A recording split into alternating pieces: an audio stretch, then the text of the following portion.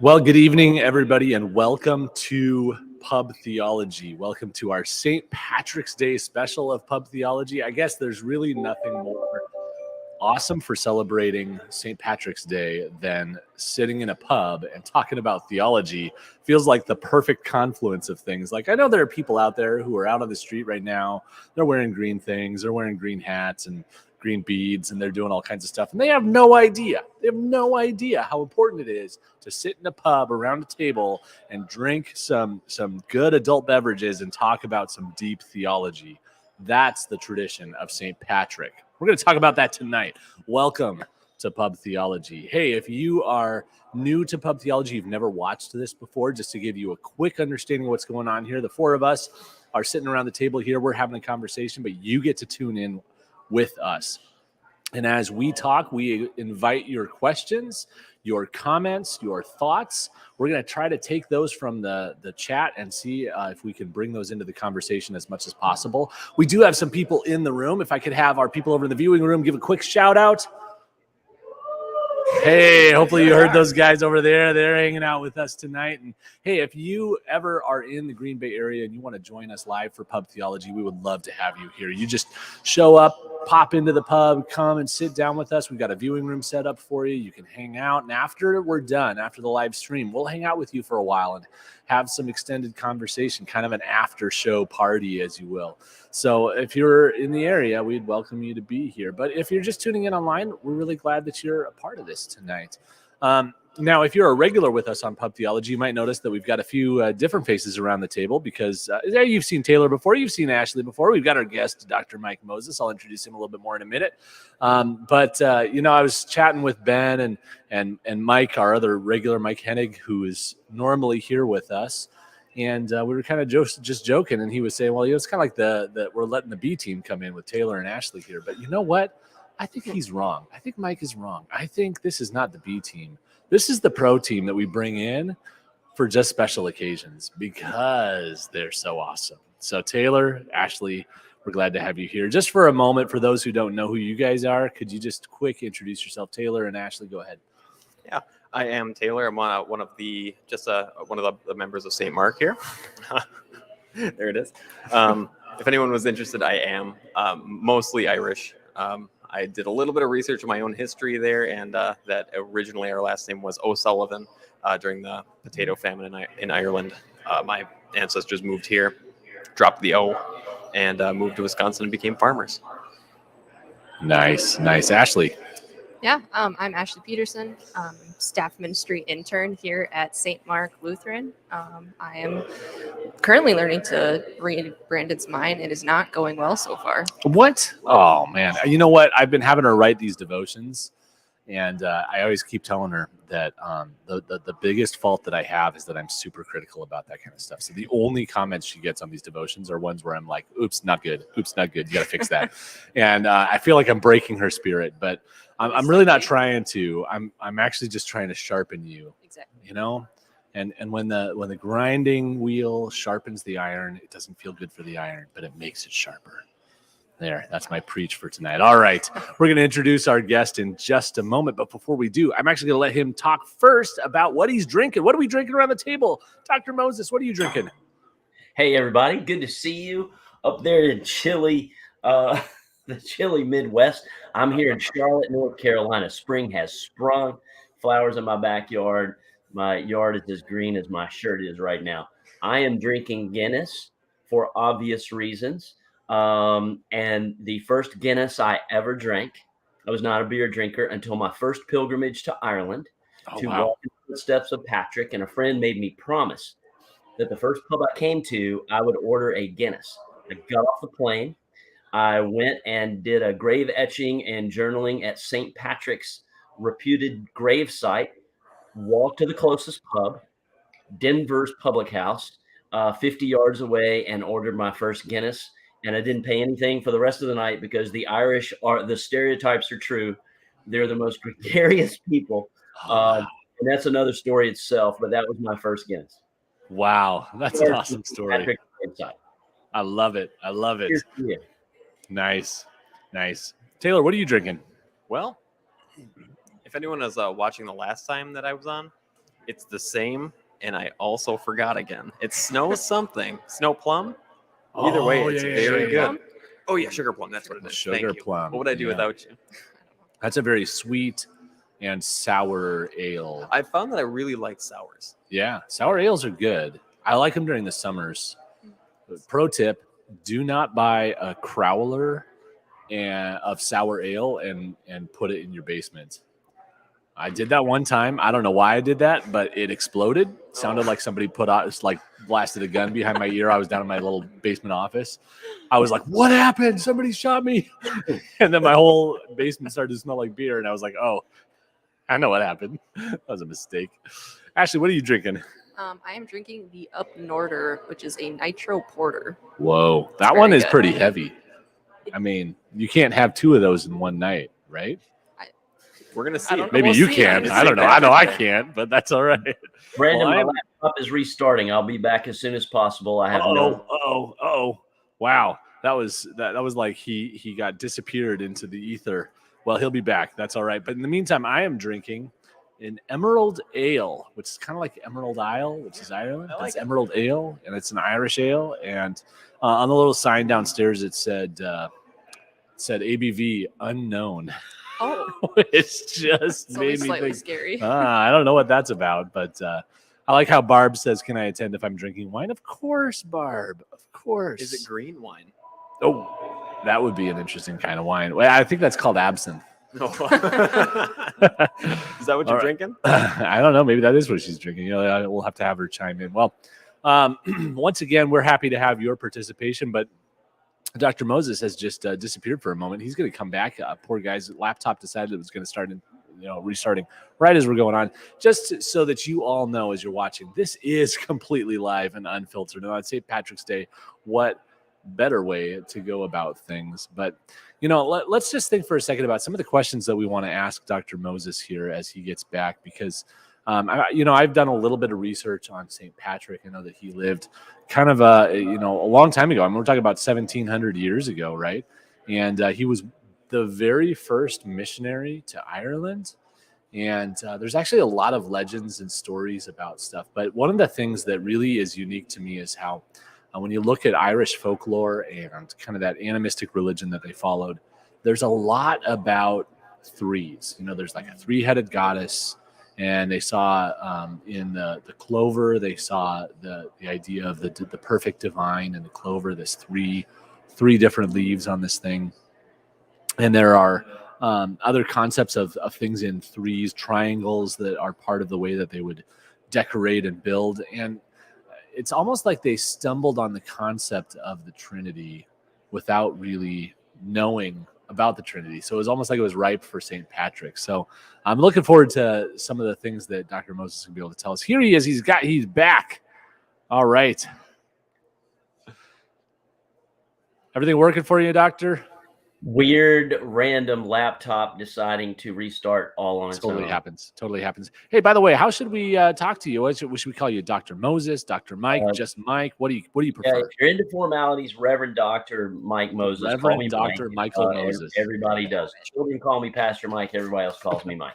Now, by the way, I know Mike because I met him through Gordon Conwell, which I'm actually wearing the shirt and everything, but that's where I'm doing my doctorate work, and he's one of the professors involved in the process. He teaches us some things, and he's a mentor for a number of the students, and he's just an all-around great guy, and I really appreciated getting to know you, Mike, over the last couple of residencies, about the last year or so that we've gotten to know each other. So, Mike, I'm going to let you give us a little bit of an introduction. Tell us about yourself. Tell us a little bit about who you are, what you do, what we need to know about you.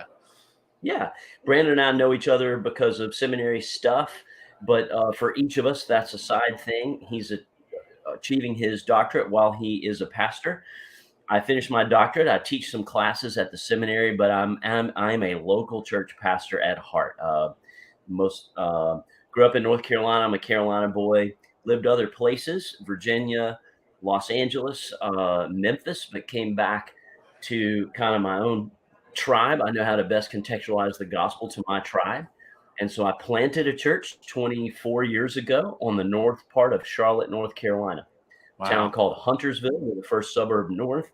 It's an area they call Lake Norman. I planted the church in 1998. We started in a roller skating rink, Brandon, and the first year I preached under a disco ball. I love that story. For just about a minute. Okay, just a minute. And then we went to a YMCA, and I've gone downhill ever since. We are now, I love being a local church pastor, and I love many things about our church here in Charlotte. The thing I love the most is we've accepted a responsibility and a calling to be a church planting church. So we start a new daughter church every 2 years-ish.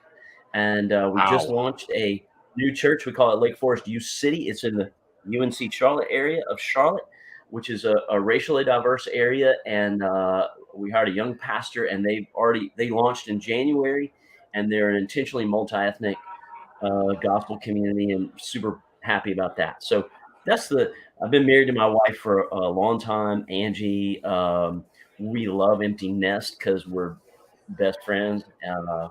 Taking up hiking in the pandemic. I have 2 boys, both of whom, one of them went undergrad to UNC Chapel Hill. The other got his MBA there. So thankfully the game was over before this happened, or I would have had a little bit of attention. Yeah. Okay. Well, we're glad that the game ended on time, didn't go into overtime, so we could still have you here. That's good. Hey, I'm curious though, Mike, what happened to the disco ball? To the what? The disco ball. It's at his house. The disco ball is actually in my office. The roller skating rink had this weird bit. We didn't have a place to worship because this area was new and growing.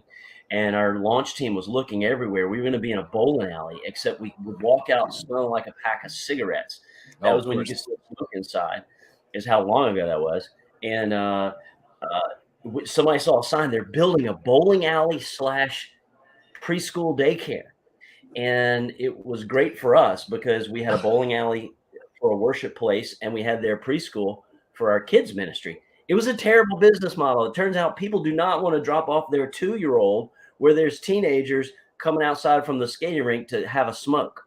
So they went out of business after a year and a half, and the place was renovated into a car dealership. And one of our members went by and saw the disco ball sitting in a pile of rubble and rescued it. So we pull it out on very special occasions. It's like churches that have a procession, like the holy water. Well, we have the holy disco ball. And then our last Sunday before we built a building a bunch of years later, but we were in a YMCA for a bunch of years in Davidson, North Carolina. That's right where we are. And the last Sunday was in March. And so the last closing song and benediction of our last service in the YMCA, we had founding members cut down the nets for March Madness, because we do live on Tobacco Road here. We live and breathe college basketball. So those nets are in my office too. Wow. That's amazing. That is awesome. Okay. So you said that you plant churches. I know we're talking about St. Patrick tonight, but I'm just really curious just to hear. So if you plant a church like every 2 years, you've been doing it for 24 years. Is that what you said? 24 years? No. How many churches are in the Lake Forest family? We were an average North American church for our first 10 to 12 years. Okay. Average North American churches. Guess what percent? Okay, Brandon, you're an educated pastor. All right, I hope so. More than most. What percent of North American churches do you think ever plant a daughter church? Oh my gosh, that's probably 2%. I'm going to go. Oh, okay, 4. Actually. Oh wow, okay, I was close. Yeah. All right, 4%. Okay, and so we were with the 96% for our first 12 years, and we woke up and realized it was a calling for lots of reasons. Long story. And so we have sponsored or directly daughtered 7 or 8 at this point, and we're about to we stay connected as a family of churches, mostly so that we can plant more churches together and mentor church planting pastors. We also work on sermons together. The lead all of our family of churches preach a similar text and series, but they're all lead pastors. We're about to get to a tipping point where we can do at least one a year, and we're excited about that. Wow. And are those churches part of a larger church body? Are you part of a network or a denomination? Well, we're part of a denomination, so we're part of the Evangelical Presbyterian Church. Okay. Lake Forest Church. Our church is called Lake Forest Church, and if you guys want to look up lakeforest.org, that's our family of churches. We're evangelical Presbyterian, but we describe ourselves as rock and roll Presbyterian. We're extreme, like you would never. We don't lead with the Presbyterian thing, Sure. and when it does come up, I call us Presbyterian with a small p. We're Christian with a big C first, and we're Presbyterian because every Christian and every church needs spiritual authority over them. No church or pastor should be an authority unto themselves. And so we chose the stream of Christianity called Presbyterianism, but it's much less important to us than the big C Christian. I know that's you guys' heart as Lutherans as well. Yeah, that's very much the way that, I mean, St. Mark is part of a denominational body. We're part of the Wisconsin Evangelical Lutheran Synod, but very much central to our philosophy is to believe that we are Christian first, we're Lutheran second. Or I always like to say, I'm a Christian who follows the Lutheran tradition. And that's rather than being a Lutheran who follows a Christian tradition. Which I mean, it's easy to get wrapped up in denominational labels and say, like, this is what makes me who I am and this identity matters. But, at the end of the day, if I'm preaching the gospel, if I'm making Christ be known and I'm revealing him to the world, I mean, that's what matters most. So thanks for being here with us and having this conversation with us, Mike. Yeah. So before we get into talking about St. Patrick himself, I mean, you did your doctorate work in the leadership of St. Patrick. And what I want to know is, what led you to decide that? I mean, are you Irish, or was there something else that caught your attention? No, I'm not Irish. Although most of my roots are UK kind of stuff in my family. I was doing the D-Min, and I didn't know what my dissertation would be on, what my really sustained study would be on. But I planted the church. I planted Lake Forest Church not out of I didn't have any need to preach. I never thought I'd be the weekly preacher guy. I really didn't. But out of this burning desire that as the older of Gen Xers, we were the first American generation to be close to majority growing up unchurched with no background in the faith. And that became a burning ought for me in my 20s as a pastor. And I have a natural heart and bent for evangelism. I always have. That's just how God made me. Born that way. Reborn that way, I guess I should say. And so my burning calling and passion was, how do we contextualize the gospel to what's going to be the first post-Christian generation in America? And in particular, in the South, Brandon, if you plant a church and you do church okay, you should be able to re-church lapsed evangelical youth group kids into your church after they got married, ran into their own selfishness, had problems paying the mortgage, and kids are a pain. You should be able to re-church lapsed evangelical kids like falling off a log. You don't get credit for that. What we should only get credit for is when we see, and this is how we talk at Lake Forest, when we see a truly post-Christian person with no real Christian memory in their life, in their family system, really find hope and life in Jesus through some engagement with our community. That's when the gospel, the Holy Spirit contextualizes the gospel to a post-Christian heart. That's the task of the church of the next 50 to 100 years in North America, I would say. And so any little experiment we can be in that. So that's the heart of Lake Forest Church, is to be a both-and church. We glorify God, we make disciples, we grow as disciples.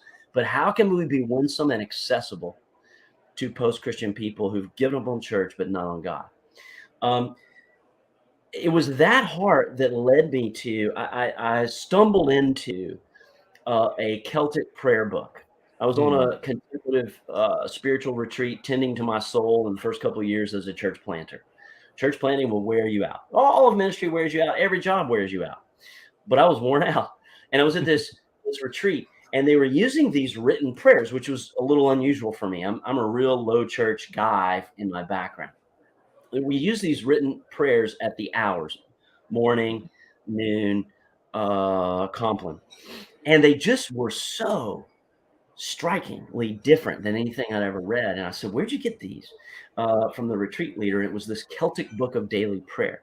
And the prayers were so rooted in earthiness, rock and fire and the hearth and blah, blah, blah.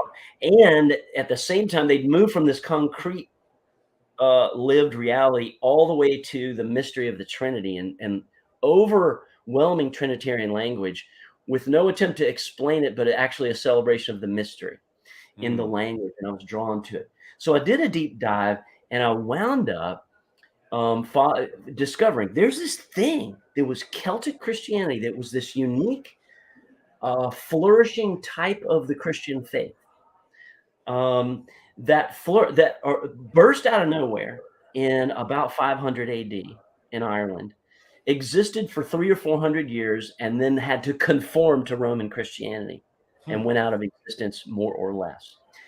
And it was this beautiful, unique thing. And then I found that there are the earliest extant Irish literature, you guys can Google this later or now, are 2 surviving writings to St. Patrick. All historians agree, except for like the really weirdos who want to be obstinate.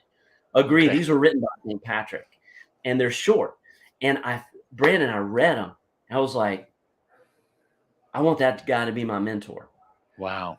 My historical mentor. His voice was so powerful, so strong, so drenched in scripture, so mission focused for people who didn't know Christ, so loving of those people. And of course, the fruitfulness of his ministry is well known. And so I followed that trail to a book called The Celtic Way of Evangelism. And this one line became kind of why I picked it for my dissertation, which was essentially that all of us on this call are doing Christianity in a post-Christian situation. We live on a mission field. We're in a predominantly non-Christian society. We need to think like missionaries. And the generation of Christian leaders just before us, they don't know how to do that. They were in Christendom, in a country that saw itself as Christian. They can't mentor us in how to do this. We need historical mentors from analogous situations. And Patrick taking the gospel to a pre-Christian Celtic barbarian population is missiologists have said, is a close missiological analogy to us contextualizing the gospel to what some people have called the neo-barbarian West. Mm-hmm. You know, that's how I got involved in this. Oh, that's awesome. And something you just said really struck me, Mike, because I know we've got a lot of people who tune into this who are Lutheran, because St. Mark is the Lutheran church. Most of our network that we're sharing this with is people who come from Lutheran churches.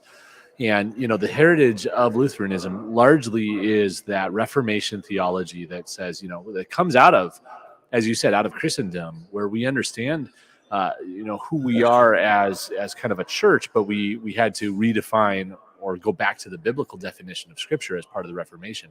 And that's our heritage. And I often find myself kind of at, as a guy who's leading in ministries and stuff, I gather with other pastors and we sit down, and so often we're looking at the Lutheran confessions and kind of reminding ourselves of our roots and where we came from. And those are good things to do, but that's all in the context of defining ourselves over against other Christians whose gospel was polluted by false teaching. And it's, as you're pointing out, the culture around us has shifted so vastly into a people who many times have no memory of the gospel. And so our task is not just to define ourselves as Christians who know how we're distinct from other Christians, but as Christians who know how to preach the gospel to a world that's never heard it before. Brandon, in fact, that the point you're making is so important. I would take it a step further. Because we now live on a mission field where we're practicing our own faith, we're trying to grow in our own faith, follow Christ faithfully, and allow all his blessings and benefits to me and my family and my life while I'm being a fisher for men and women and children. But because we're on a mission field, it's actually super important now to quit playing intramural flag football against other Christians. We don't have time for that. And it's a bad look. It violates Jesus. John 17 says, hey, I want all those who ever follow me to be one. And then he says, why unity? Not because it feels good and is the new agey thing to do. He says, I want them to all see that those who follow me are one, so that they will confess that Christ is Lord. In other words, there's something powerful in witness when Christians are in unity. So My generation of pastors, Gen X pastors, I've observed, we sort of generally got rid of making a living, like on Sunday morning, making a living off of saying why the Baptists suck. Mhm. Uh, and you should be this kind of Christian. And your generation, I'm saying, Brandon, is actually going on the offense and emphasis of ministers and emphasizing unity with broader denominations, including I emphasize our unity with Roman Catholics locally as brothers and sisters in Christ. I don't want to open up a can of worms, but so keep going. Yeah. We don't have time for intramural flag football Yeah. on non-essential matters between Christians. Just own Sure. your stream of Christianity, love it, and then be in harmony with other Christians to contextualize the gospel to those who need Christ. Yeah. Yeah. Interesting stuff. Now I want to turn things over for just a second because Ashley is, she's studying to be a ministry leader. Taylor is a layperson that we are really hoping we can convince to eventually become a ministry leader of some kind. Although he leads small groups, so he really is kind of like, in a lot of ways, he's a pastor to his own small group. Is this how you're going to give me a job opportunity? That's between you and Ben, really honestly. But I mean, he's kind of told me to twist your arm a little. But anyway, we'll get back to that later on in the after party. But I'm just curious what thoughts are bouncing around your heads before we kind of turn over to St. Patrick and dig deeper into his stuff. What's going on in your heads, guys? Ladies first. I don't even know. I just sticking to the thought of how we all, have our different labels like Lutheranism versus Presbyterian or Catholic, yet there's this, big C church that we're all part of. So like just what you were just saying, Dr. Moses, that, be proud of like your traditions, but kind of don't let that obscure like just kind of the mission of the gospel.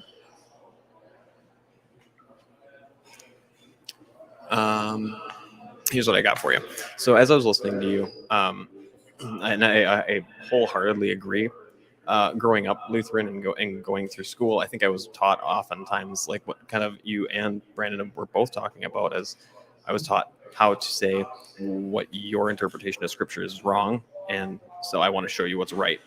And we were never really trained on how do I bring this gospel message to the people that have never heard it or have hardened themselves against it so much. And I'm hoping that you're going to go into this a little bit more later on, or maybe for the rest of it. But how do you do that? How do you do that? How did Saint Patrick do that to a group of barbarians with their own religion that never heard the gospel? And how did he, create a church? Yeah, and that's I think one of the big keys to this whole discussion is that if you're surrounded by other Christians, it's easy to say, well, the thing that we need to focus the most on is how do we talk to those other Christians in a way that's constructive and helpful. And I don't know that we've always, as a history, as a church, done a great job of talking to each other in a way that's constructive and helpful. I think that we've kind of created a tradition of sort of holding the door against our fellow Christian who's on the other side of the door saying, hey, let's just talk. Meanwhile, we've got all kinds of, but really we're not even in that, in that state anymore. We're wandering into a place where there are people all around us who are saying, I don't understand this thing at all. And that was St. Patrick. He's walking into a place where nobody knows what he's talking about, but he still found those glimmers. So I think what I want to do, Mike, is just for the sake of time, I want to dive into that. So tell us a little bit about maybe just first some quick historical facts. St. Patrick, when did he live? Who was he? What led him into the ministry? Give us some facts about his background. Yeah, he St. Patrick lived in the 400s. There's a little bit of lack of precision of exactly when he was born and when he died, but he lived in the bulk of the 400s, so we would call that the 5th century AD. He was, and Taylor, I want to get to that question because that was exactly the focus of my dissertation. I'll give at least a few answers from Patrick's life that have something to say to us about the priority of making the gospel comprehensible to those who need it.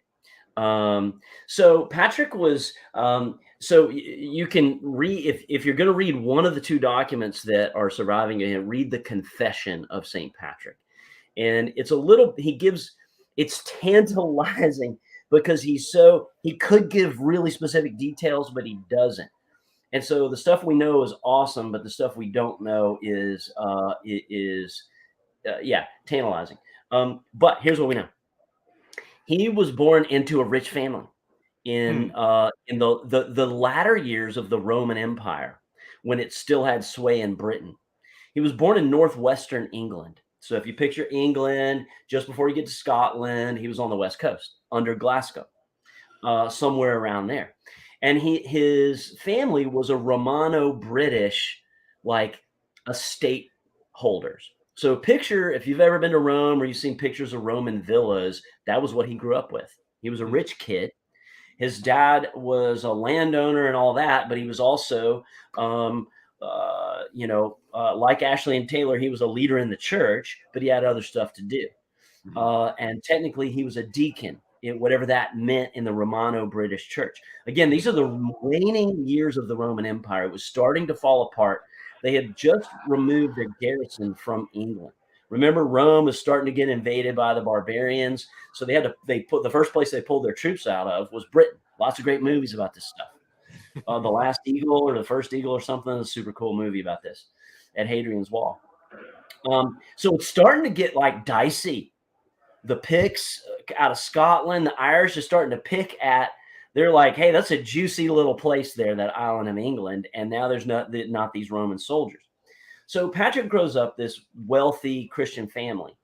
And what he writes later is that he took his parents' faith for granted and he scoffed at it. And he describes that really carefully. He's like, whatever. He was a rich kid. Until the night that Irish slave, so that northwest coast of England is only miles across the ocean from Ireland. Ireland was the one part of Western Europe that was never conquered by Rome. And they were very unknown people. They kept to themselves. You didn't go over there and live. But slave raiding pirates from Ireland came over. They attacked Patrick's family home, killed, burned, pillaged. And Patrick was one of the people they captured and took back, and they enslaved him in Ireland. He was 15 years old. This needs to be a movie, by the way, the first part of his life. Did any of you know that? No, I didn't. I didn't realize. I mean, well, I've heard you tell the story a little bit, but like that's like every time I hear it, it feels like it's new because it's just such like, what? Okay, so he goes, and he was taken somehow. He was sold to some chieftain in northwest Ireland, and he was a slave shepherd boy. And what he writes is now this is a story all of us know. This is like the story some of you have probably lived in your life. He discovered he was naked on hillsides in the cold shepherding as a slave, and his faith came alive. Like it's that old version of when Jesus was all I had, I discovered Jesus was all I needed. Mm-hmm. And he says the Holy Spirit began seething within him. That's his word, seething. And he began to pray up to 100 times a day. So much so that he became known as Holy Boy. That was their nickname for him. There was something about this teenage slave. So this is where he was for 5 years. He was enslaved, and then he had a dream. God spoke to him big time at turning points in his life through dreams and visions. Interesting. I don't know if Lutherans have room for that, but it's in the Bible, and it happened with St. Patrick. I didn't show you my shirt. I'm such a St. Patrick fanatic. Nice. I love it. My wife had a St. Patrick's Day gift for me this morning, a surprise. St. Patrick in flip-flops with a brew and shades. Anyway, I forgot to show you that. And it's kind of Zelensky-ish, like green T-shirt, Zelensky. He's got the buckle on his hat too. Like, what is with the buckles on the hats? Is that historically accurate? It's filled with anachronisms. Historical. Okay. So he gets this dream as a slave boy. He's naked, he's shivering, he's starving. And it says, rise up, for your ship is come. And God gives him this vision of a ship on a beach that he's going to escape with. He runs away. He makes his way around Ireland to this beach somewhere, and he sees the exact ship that was in his dream. And I'm not going to tell you what this may come up later. The story of what happened right there was a really significant encounter with pagan culture. It's a weird story. Don't let me forget it. Okay. Essentially, he escapes. And after a harrowing shipwreck, all kinds of stuff happens. He enters the ministry. He's like, I'm saved. He was probably 22. This was probably 6-7 years after his enslavement.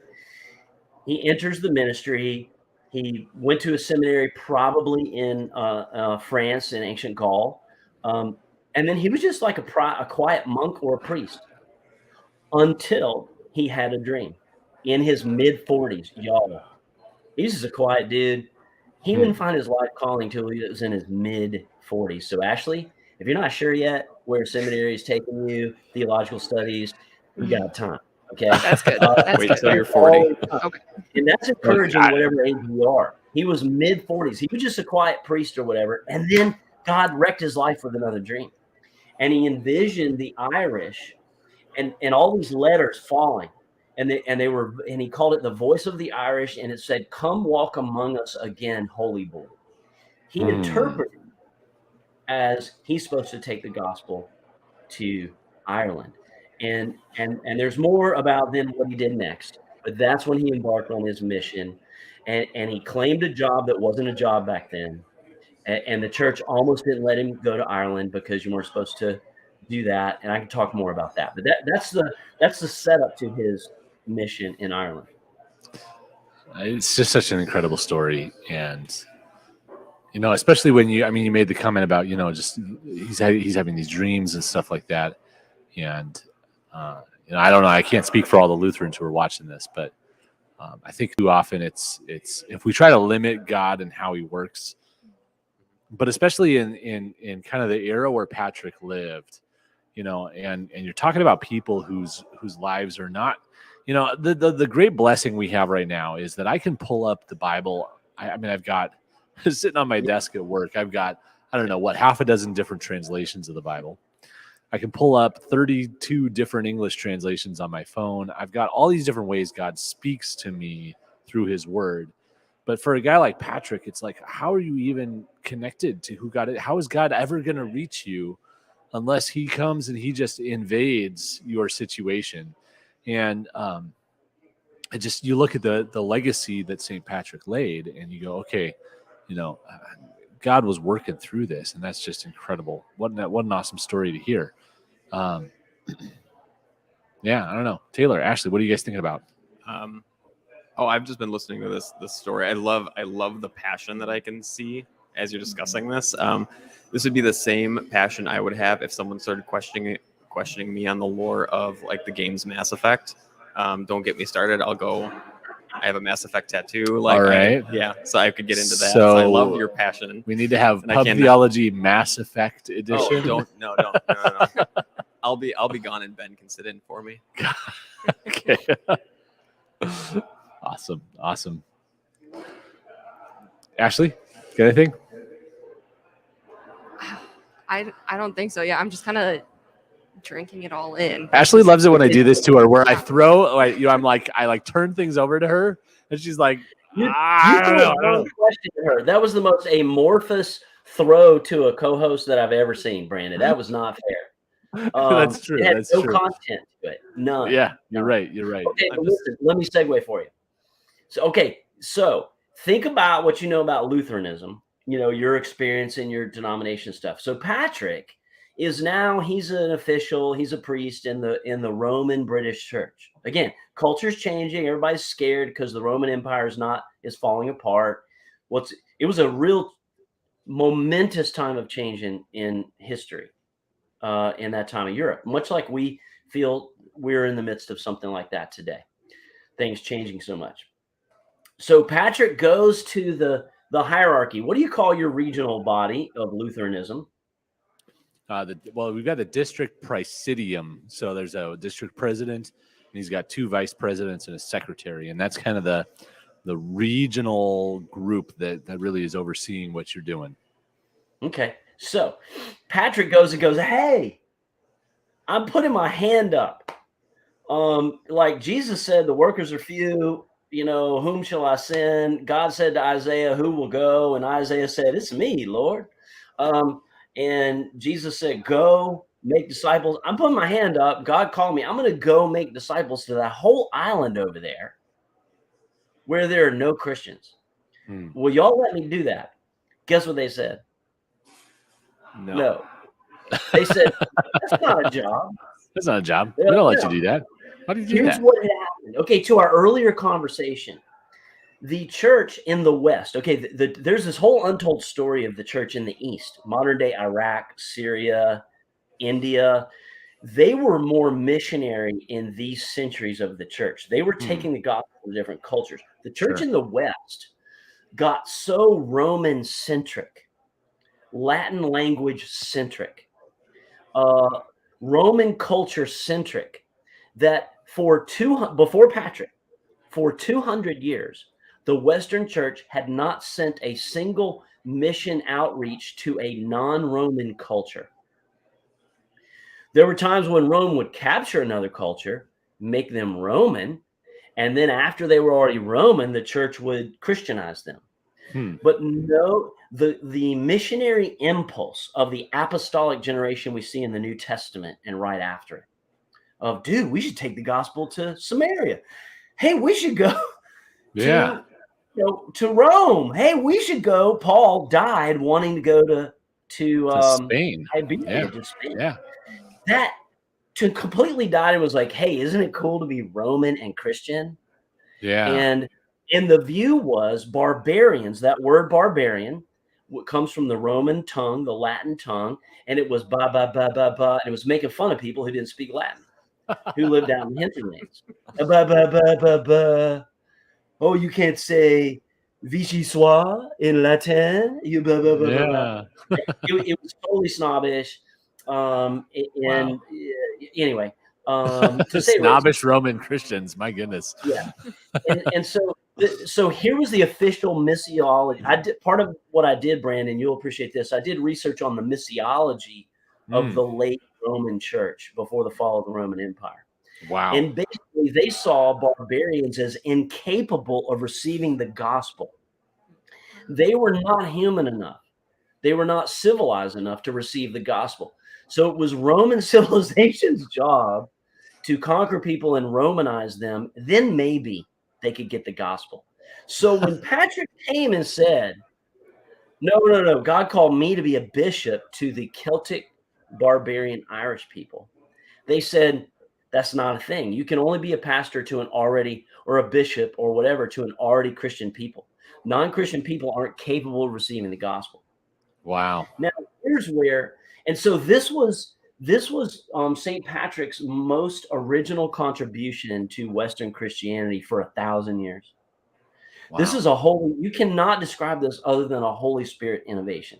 Yeah. It's really, it's crazy to think about that, because like when I think about St. Patrick and what he contributed theologically, and I want to talk a little bit about kind of Trinitarian theology and how that interfaced with Irish folklore and animistic religions and stuff like that, because I think there's a lot there, just from my own study of this. But I really appreciate what you're saying, that really the legacy of St. Patrick is not about, kind of a very specific Trinitarian thing. I mean, that's important, but the legacy that he left is this belief that carrying the gospel to people who have never heard it before matters, and it matters deeply.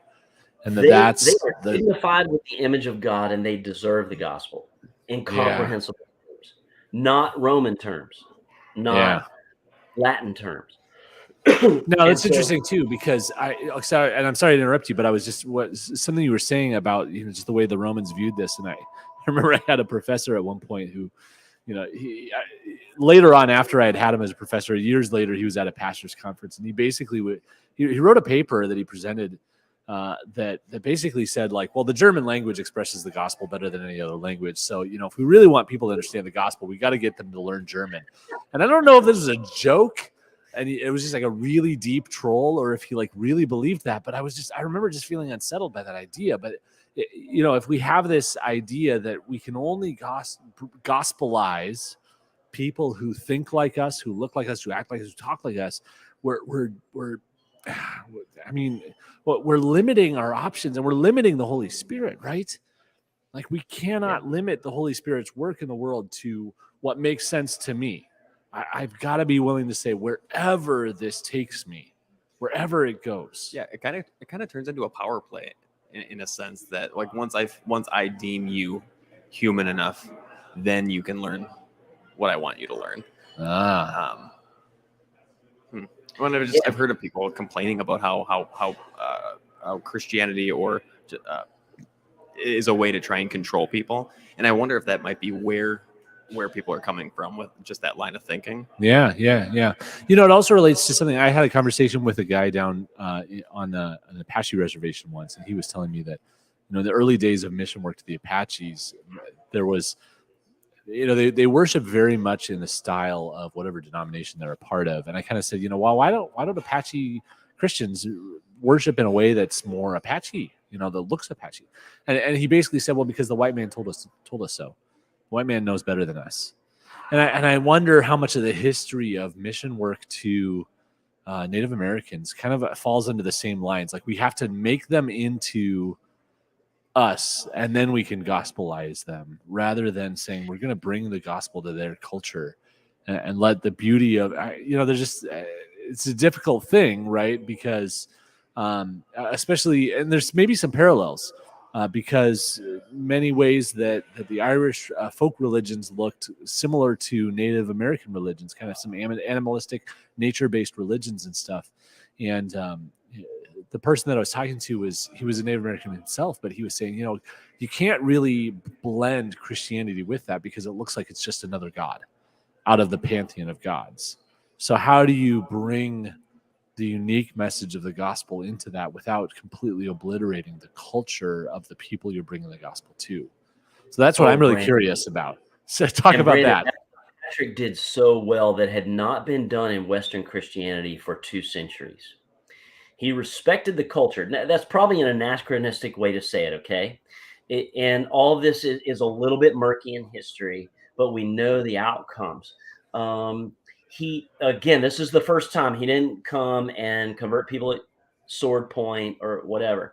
And by the way, what you're mentioning is very real. And there are myriad examples of missionaries doing this really well, teaching people to worship in their native language and musical instrumentation. Unfortunately, the worst examples where they westernize first and then Christianize are the ones that we know about the best. But there are a lot of great examples of that in the history of missions, even recently. But so Patrick, here's where some random unnamed person hero comes into the story. Somebody in the hierarchy of the denomination at that point who had enough age and experience and power and had played the game long enough, like in your region as a Lutheran or mine, Presbyterian. And by the way, this is inspiration for me now as an older guy who has a few chips in my bucket denominationally. Somebody in the hierarchy said, hey, I'm vouching for Patrick. He's good. I think God's in this. We're going to send him. Y'all get off of him. And somebody had enough power to get that done. And by the way, Patrick's whole mission for decades after, and the main reason we have his writings, is he had to write back to defend himself against a judicial session in his denomination, which was the church. They were trying to recall him the whole time. But some guy, and it had to be a guy at that time, had enough authority who empowered the young rebel. And that's who I want to be at my best in my denomination. I'm not the young rebel now. I don't have the newest idea. I want to be the guy who sees the young men and women with the most original ideas to contextualize the gospel in new forms of church. And I want to be the guy who puts my hand of blessing and authority. I've got a little authority in our denomination. I was the president of it for a while. I want to be the guy who goes, oh, get off of her. That's a Holy Spirit inspired innovation, and we're going to see how it plays out. It might crash and burn. Or it could be like Patrick. Right. Okay. So he goes to Ireland. Now let me summarize like really quickly some of his contextualization. he did several things that contextualize the gospel. And I don't really have, we're going to run out of time here. So let me just be super brief, and then you take it wherever you want. In his writings, a couple of things happen. In the writings, we don't know a lot about pagan Celtic religion. It was not extremely coherent in the way that Westerners want things to be.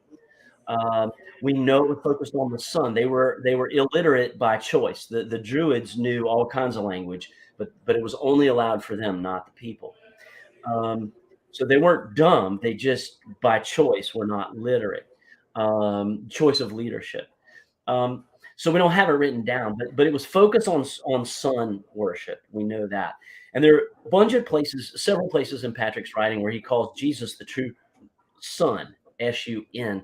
And we can see where he didn't say, hey, that's stupid. Don't ever talk about the sun. That's devil worship. He just said, let me point you to the true Son. It's an example. Just that move. Now apply that in a 1,000 little ways, Taylor, right?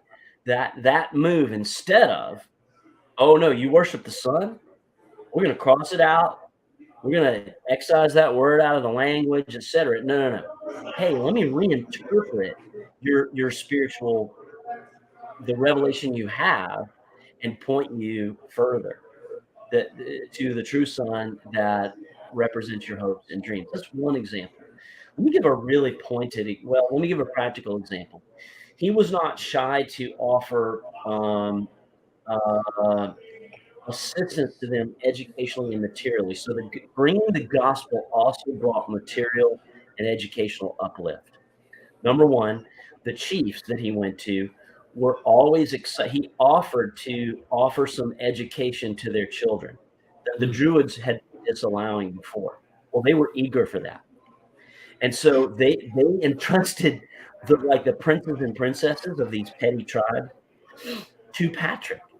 And because they so wanted what he had, which was education, to get along in the post-Roman world, he was able to educate them. Number two, this is even better. I wish I could show you a picture right now. There's an archaeological remain. I have some great pictures of it in Northern Ireland outside of Belfast. A title of a monastery that is the generation right after St. Patrick, the successor generation. And it's a typical monastery ruins, but there's this thing called a tidal mill there. So picture a bay on a tidal bay. And there's this big arc of a rock wall encircling the bay with this one gap in it. And archaeology shows that what Patrick and his retinue did was they brought the newest technology from England over to Ireland there in the mid 400s. They gifted it to the Irish. So this tidal mill, the water would come in through that gap, and then at high tide they put down a sluice gate. Tide goes out, and then they would insert a grist mill that would grind the grains that they used in that area. And they would allow the people, this is archaeology here, they would allow the people to come from miles around and go, hey, we can save you time. You don't have to do that mortar and pestle thing anymore. Okay. And so they were gifting the people with economic and technological innovation. So does that make sense? They carried out the human needs in the real world while telling them about the gospel. Wow. And then I've got one more incredible contextualization point. Okay. Here it is. At the very end, there's this one letter that the second writing of Patrick's where he's mad as heck because an English warlord sent a raiding party to capture slaves in Ireland, and who he captured were a bunch of newly baptized Christians, took them back and enslaved them in England. And Patrick goes off. He's like full St. Paul. You know when Paul goes off on somebody in the New Testament? Yeah. Patrick, man, like fiery. And he goes off on this guy. His name is Caroticus. He's a lord. And he goes nuts. But at the end of it, he says, blah, blah, blah, blah, blah. Will you despise us because we are Irish? As a Roman British, almost royalty, he has identified with the people God sent him to. He's loved them so much that now he says, we are Irish. And guess what? The word he uses for Irish there was a racial epithet in the words of a Roman British person in that day. Wow. For the Irish.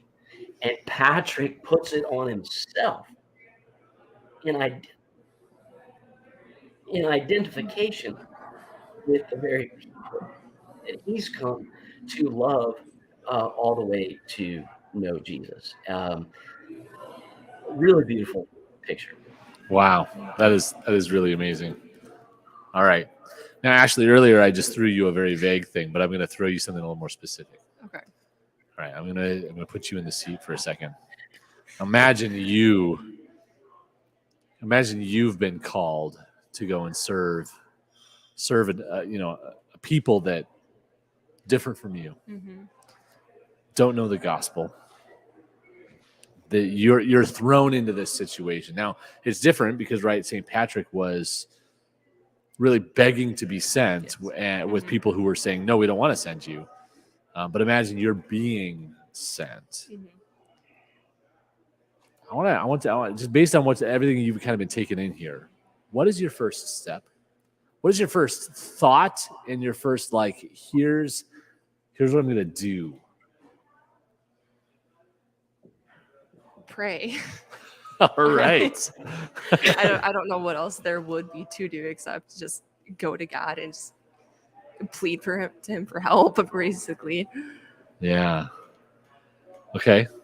Pray. What is? I mean, what's the content of your prayers? What are you thinking about? What is rattling? What's making you go to your knees at that point?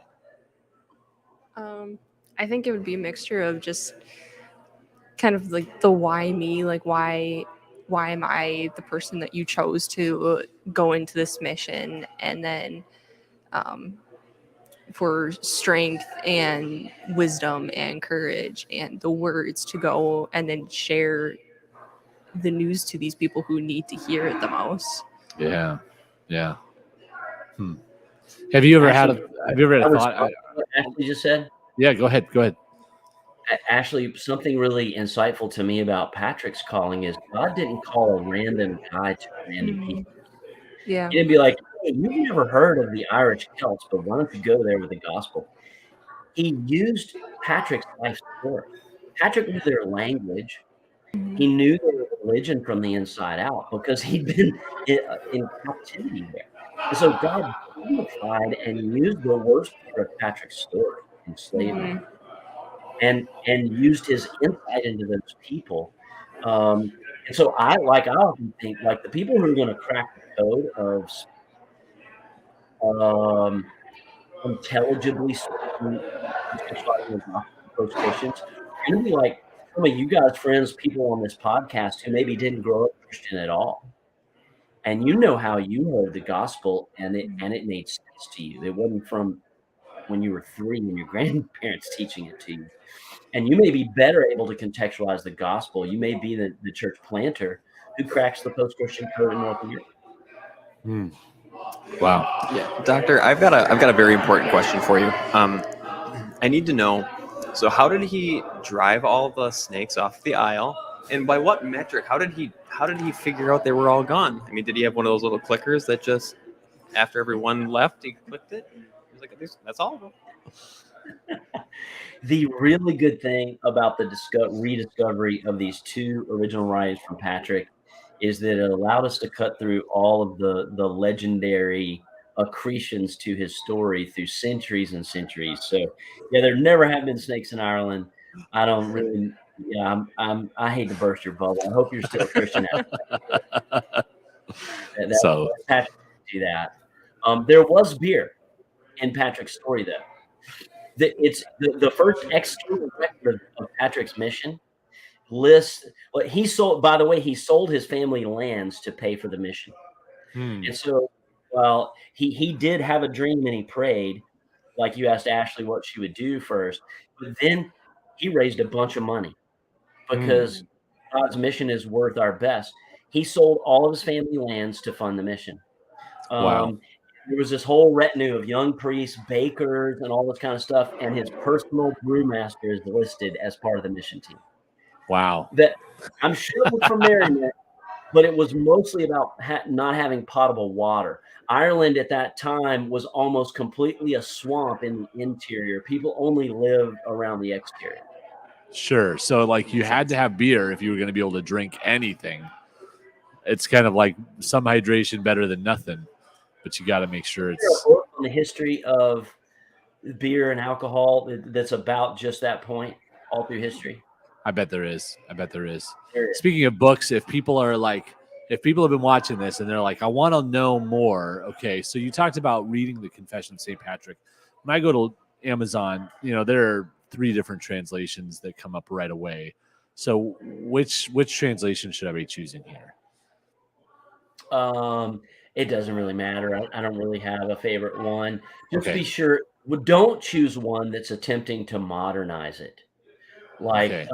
you want to find one that's a little old school that captures some of the surprisingness of the language. There's this odd moment. Maybe I'll tell her, maybe I won't. It's kind of weird. It's a little off color, but he writes about it. Get a little bit of an old school translation. Number one. Yeah.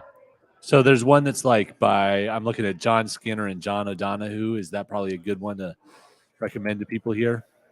Yep. Yeah, for sure. All right. That's good. That's good. That's one of the things and I find this with a lot of the older stuff that I read, it's like, if I don't find a good translation, Confessions of St. Augustine or John of Damascus, it's like, there's all these different translations. Like you got to be kind of cautious because sometimes, like you said, people will try to modernize and they'll try to update the language, and it's like you're missing something of what makes it rich when you don't see the way that these guys were talking, right? Like that's part of the beauty of reading church history, is that you're entering into a world that's different than ours, and yet you start to see how the same it is when you do that. Now, Excellent. Patrick, I don't want to paint it all rosy. He was in prison multiple times, almost killed multiple times. He had to ransom himself out. He spent all of his own wealth ransoming slaves from various chieftains. But what is there are a few disputations about this, but not generally. What is unassailable is that within a generation, all of Ireland was essentially Christian. Slavery had ended. Wow. Don't let anybody lie to you that it wasn't until the 1800s that Christians woke up and saw that the gospel precludes slavery. That happened in the earliest church, and it was just whenever tribalistic culture was allowed to triumph over the gospel that Christians would agree to that. So slavery ended within a generation, as did ritual murder. Every spring, it was just a thing. You'd go murder a few people from the tribe next door. That ended, slavery ended, and most people were Christians. And the 2 great books, the Celtic Way of Evangelism is Christian oriented, and then Popular History, How the Irish Saved Civilization, tells then what we know is the Roman Empire fell, and all of Europe entered what popular historians call the Dark Ages. And most of Europe fell away from the Christian faith. And it was the light of the gospel kept the flame stayed lit in Ireland. And it was in the missionary zeal of St. Patrick that he started that these Irish monks, about 100 years later, exploded off the island of Ireland, and they relit the flame of the gospel all throughout northern and central Europe for a generation after. And unfortunately, the uniquenesses of the Celtic Christian church, which reflected the Celts' love of nature, women in leadership, that was actually a fact in that time. So their embracement of mystery without having to over describe it. They didn't need the Council on Chalcedon to define every bit of the Trinity. They just loved and embraced the mystery for what it was, and it felt all the more true because it was mystical to them. Wow. That type of a church existed for several hundred years, guys. And then Roman Christianity came and enforced them to conform to Latin-based Roman Christianity. And thankfully, records exist, and we can reconstruct the early Celtic Christianity today. Wow. Hey, we are over time, and I would love to spend another hour just talking about this stuff. And I know that you would as well, Mike. But I hope if you've been watching this, that you're getting an idea of why St. Patrick is more than just a mascot for a drinking festival. Okay. Like, he really matters to the history of the church. And even if you are not somebody who venerates saints, I think that you can take this and say, like, we can be so thankful for his leadership and so eager to follow in his spirit, to follow in his footsteps, and say, we've got to reach a world that is in need of the gospel. And there are people out there who do not even have a concept of what the gospel is really about. And it's our duty, it's our burden, really, to take that gospel message and go and bring it. So thank you, Mike, for joining us tonight, for helping us understand that, helping us see a little more clearly who Patrick was. So much information. And as Taylor pointed out, and as a lot of people said in the chat too, we can see your passion for this subject. I know I've gotten to experience it. I'm really glad to get to bring that experience to some other people as well. So thanks for joining us tonight. Thanks for having me. It was great. And appreciate you taking time on St. Patrick's Day, a day that I assumed you would be out bar crawling or something, or partying in some way. Like, you're taking the time to join us, but that's awesome.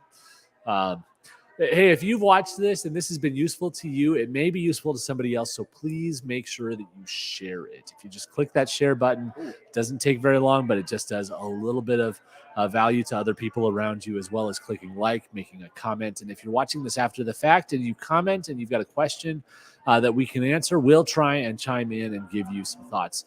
We don't have our guest lined up yet for the next time, so keep tuned to our Facebook page for an update about that. And we'll see you on the first Thursday of April. Looking forward to it. In the meantime, thanks for joining us. God bless. Have a great evening, everybody.